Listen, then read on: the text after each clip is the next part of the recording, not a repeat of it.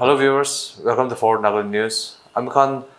Last few months do illegal Bangladeshi immigrants upare pichu kotha kori ase society de alag organizations kan pravi pichu kotha kori na ase. So nitu discuss koribole aro whether the interline permit itu effective state mechanism asina nai aro itu la historical context itu buchibole yate Tetsa College de aigina Dr. Michael Khan, who is the associate professor over here in Tetsa College of Political Science, specializing in public administration. So that I'm understanding So sir, welcome to Foreign Nagal News, or thank you very much. Sir, illegal immigrants Bangladeshi immigrants problem do pula bra thakishe. Especially start kurato 1971 into East Pakistan or West Pakistan war pra shuru kurishe. So tade par aigina itula time de do context ulup alag thakishe, because over there itula time de war time de do takhan political asylum inka bisargin ai thakishe India de, or India khan par welcome kurishe takhan ke asylum dishe takhan ke holibi itya tak chaise it has been more than 50 years holibi itya tak immigrants khan do ayase. So itu nature of immigrants though kinaga ase, have they shifted from political immigrants to right now kinaga context e chaise look amna audience kan ge chanai dibi. If you want to understand the illegal immigrants, so we have to actually go back to colonial era actually. So during the colonial era, it was like present Bangladesh was a Bengal province, and as British has a plan to reach out to the northeast, and they brought railway track, and then as they have come and brought railways, they established tea garden, so they need laborers, and there were very low lane areas also were there, so they need peasants, farmers to occupy those lands and cultivate, and from them they will get taxes, right? Tax of rice like that. So those time around 200 300 years ago, early 18th centuries, British brought many people from the then East Bengal, we call, right? I mean, at present it is called East Bengal, then it was Bengal province. The British brought many Bengalis to this area, we can say Assam, and we don't know the number how much, but according to the many historians, it's quite a lot number of people they brought to Assam areas for cultivations and occupy the land. So that way, one big chunk of people already came during British rule, and it was free movement also during British rule. After that, another important time was during the partition time. During partition time, India-Pakistan divided, and the Bangladesh was given to Pakistan as East Pakistan. That time also many people have sheltered in Assam and Bihar and Bengal, in all these areas. And then thirdly, it was during the Bangladesh and Pakistan war. So we call it as Indo-Pakistan war because it is India supported. We don't want to go in the war now. But during the war, as a refugees, there was a lot of temporary influx in Assam and even in Tripura also. All these northeastern states. And after war, as a refugee rules, they should go back. You know, at present, wherever there is war, after war is over, the refugees go back to their own country. Like we have seen in Gaza, ceasefire declared, people have already came back to Gaza. They're coming. So likewise, after the Indo-Pak war in 1971, the government did not push them back to their own country. Both the central government and all the state governments. The reason behind, we find out that it is the electoral politics, right? Electoral politics. So the then government was willing to take some electoral support, voting votes to increase the voters in their favor. So they allowed them to stay back. Since then, they are staying back in the foreign country called India, the Bangladeshis. And then one generation, two generation is already gone. Now it is third generation. So, or fourth, fifth generations are also there. So now these issues are coming up. And then in 1955 also there was a law passed the foreigners to go back to their own countries. So many Britishers and all they left. So you're But talking about the Citizenship Act of 1955. yeah, so the Bangladeshis who came during the war or after war also, they did not go. So then in Assam, there was another accord in 1985. So that accord was passed, and that accord was very crystal clear that detect the illegal people, either they came during the war or anytime they came, detect them and deport them back to Bangladesh. So this process is still going on. You mentioned the Assam Accord of 1985. So how effective was the Accord of 1985, the Assam Accord of 1985? And if it wasn't effective, then what's the reason behind that? Yeah. I feel it was not so effective. Because if it was so effective, then how come still there are lakhs of illegal immigrants in Assam? And this act was, it was like doing its part means if effectively it was working, but it was not so effective because then governments in Assam as well as in this one in center, they did not focus much in that detect them and deport them. That was very poor. And detection and deporting, it cannot be one-sided actually because it is an international issue. So it is both the country need to come together in one table and discuss the process. Then only deportation is easy. So India have been trying to bring Bangladesh in one table and discuss in these issues, but India could not do. And I feel like India is not having much interest because maybe the political party, they want to take advantage of vote bank. And on top of that, NRC was introduced. And NRC somehow okay, we can understand, but CA, right, that Citizenship Amendment Act, that is actually not aligning with 1985 Accord. 1985 Accord is a very secular accord. Either it is Hindu, Muslim, whoever have come from Bangladesh should be detected and deport them back to Bangladesh. Either you are Muslim or Hindu, whoever you are, if you have come from Bangladesh. But CA is totally going against the principle of 1985 Accord in Assam. So we have seen one CA was introduced.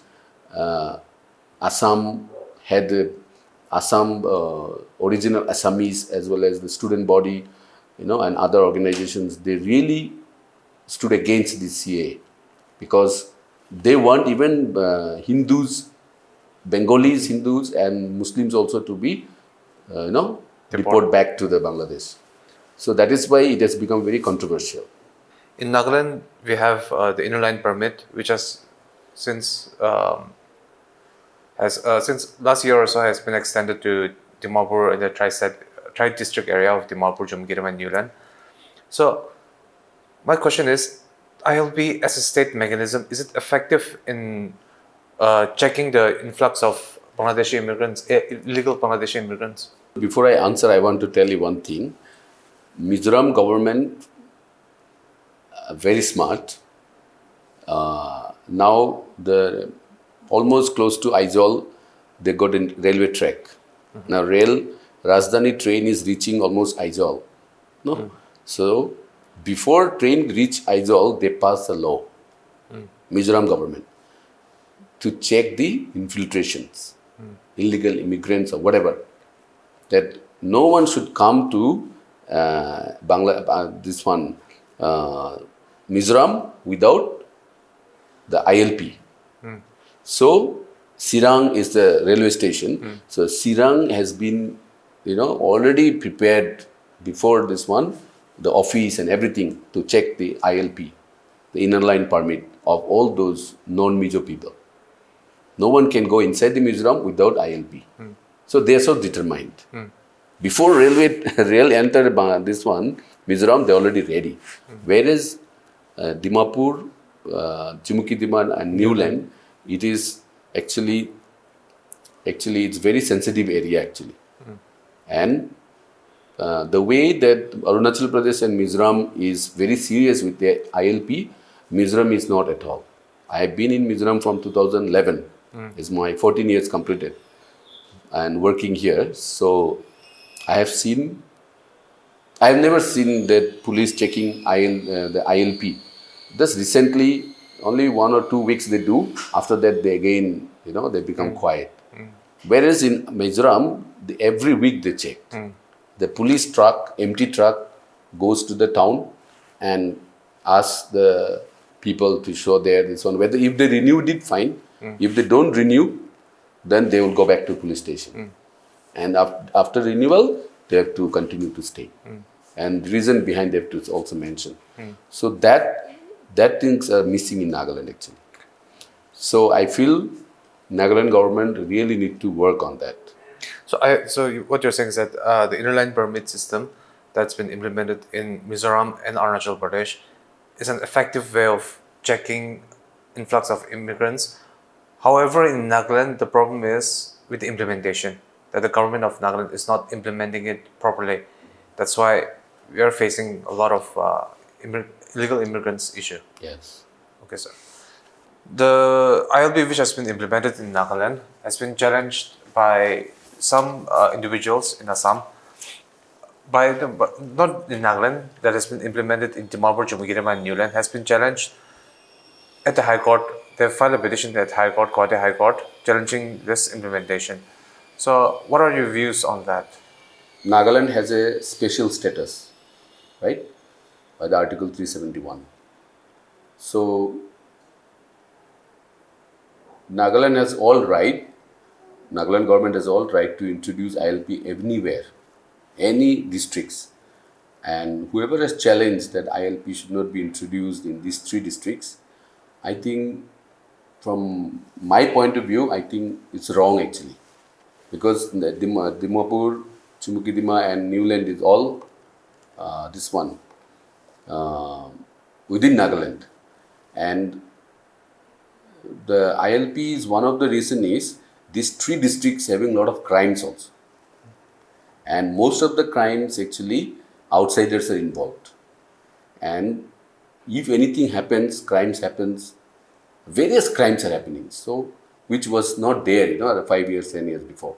So, in order to control such kind of crime, I think ILP is important because we can easily trace people through this.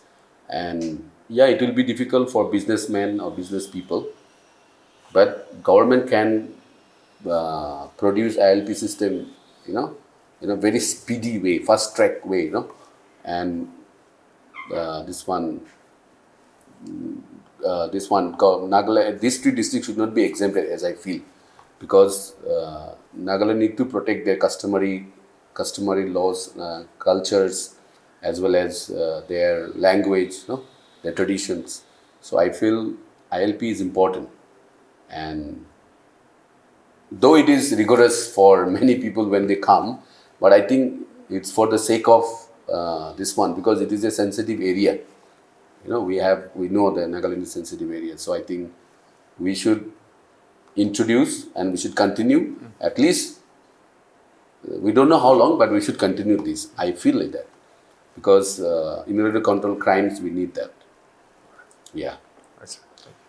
Yeah. And this is also one of the very important questions also from our students also. And we are also having various debates on these issues. So even the student generation also, they want ILP to continue.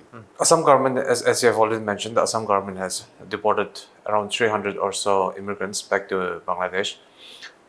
However, there have been reports coming out in local media, and not just local, but even in international media, that those detainees have not been treated properly. They've been detained without given proper food or water for days, it seems. and they've been deported in horrible condition. So there've been a lot of reports coming out of Assam. So isn't that a violation of the human rights, the way they've been treated? Because even though they're immigrants, they're still they still have their human rights, internationally recognized human rights. This is also a very big issue, actually, if you think human rights point of view. And this one, Assam is also trying, not only that recently, they have been removing, they're using the JCB and removing the village after village, Yes. a border area, where the infiltrations are, means people have come and occupied the land and established villages. So from last few months, these things are going on. And it looks like it's a this one election agenda. Why? Because only before election, right? 1 year or 8 months before election, they bring this issue actually, and right after elections, this issue is gone. So that is something that we cannot understand. I don't know what is the main objective of the government, and if government is very much sensible and goal oriented, I think throughout these 5 years they should do this work systematically.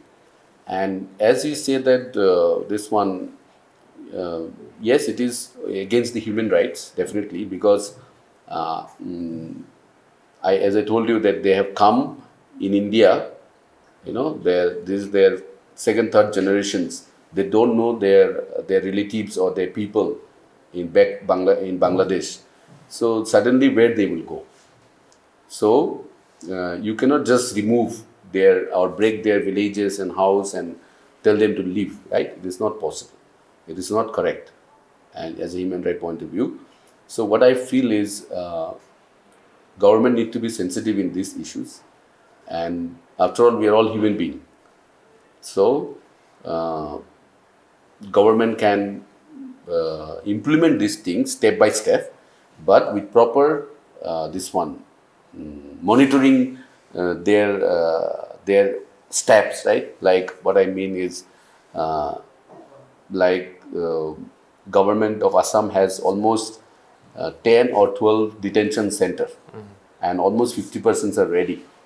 So if they feel that they are illegal, they cannot provide documents, then you can take them to the detention center and let them live there, as well as you can allow them to go out and earn their livelihood and come back again to detention center. No? So we can do that. That way we are respecting as human, and we are allowing them to stay, and you can continue the negotiation with Bangladesh and put pressure on Bangladesh, through UN also. So likewise we have to do. It is not that Rohingyas are chased from the Myanmar by the bullets. No, that is wrong actually. So at least in Bangladesh government is Assam government is not doing like that at present. But I feel there are some politically influenced leaders are also going, beating them up and saying bad things to them, and not giving time also. They just come and break the house. So they cannot even empty their house. They cannot even take their things also. They destroy everything. That is wrong actually. You can give them time, and which you can do it without violence, right? So why you are using the violence or the JCB? Without that also you can do it through the proper process. So I feel we have to respectfully treat them, keep them in a detention center, and let them go back. In conclusion, sir, what kind of political policies or social policies would you recommend when it comes to checking and stopping these illegal immigrants? Actually, my place, I have a house in Assam, and I can see, if I go a little bit, I can see the border. So when I was young, the border was free. There was nothing, no fence, nothing. It was free. So right now we see, almost 12 feet tall, the iron fence and proper infrastructure and road also. So likewise, but it is not like that in everywhere between Assam and Bangladesh border, especially in Assam, Tripura, Meghalaya. Meghalaya is a hill, you cannot, Yeah, it's very difficult. the infrastructure is very difficult to develop. So, whatever it is, I think government still need to uh, put proper infrastructure so that our country can be saved from the illegal immigrants or whatever. Then what I see is those team, no, like who decide whether you are a citizen of Bangladesh or India. So, like, we should delink the citizenship. Means we should make a separate team. They should not be influenced by any political party. They should decide. They should investigate all the documents and they should decide. So we have to delink the citizenship verification system, and it should not be politically influenced. I think we should also start that biometric tracking system. No, so that way, what will happen is they will know, the message will go to the Bangladesh or any other place that okay, the India is having such system which is very strict. No, if we infiltrate, also we can easily catch, and we also can educate the local people also. So local people, either in Nagaland or in Assam or anywhere, they actually take advantage of these illegal immigrants. They use them as labor, cheap labor actually. And though they know that they are from Bangladesh, but they don't inform the police. So I think government is failing in this area actually. So government need to bring awareness, and government need to teach the method that how to find out their illegal documents.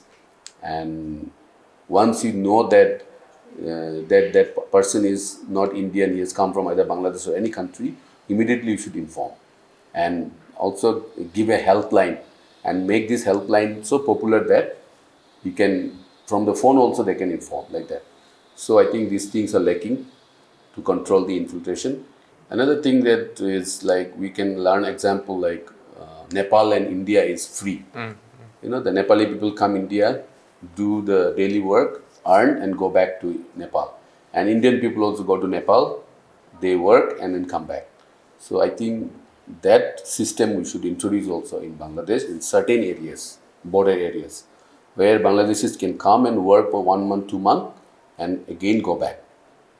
Such people should come with registration, and their biometric track should be there, tracking, and then they cannot escape. They can go back again. So those things are very important. We need to introduce, because we also have to understand that their place where they're living is very backward, and they don't have opportunity to earn their livelihood also.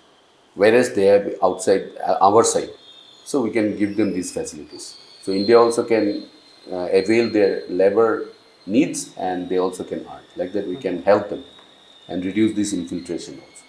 Dr. Tenul Khan, thank you very much for having us, for sparing some time, and for educating us and enlightening us regarding the illegal Bangladeshi immigrants.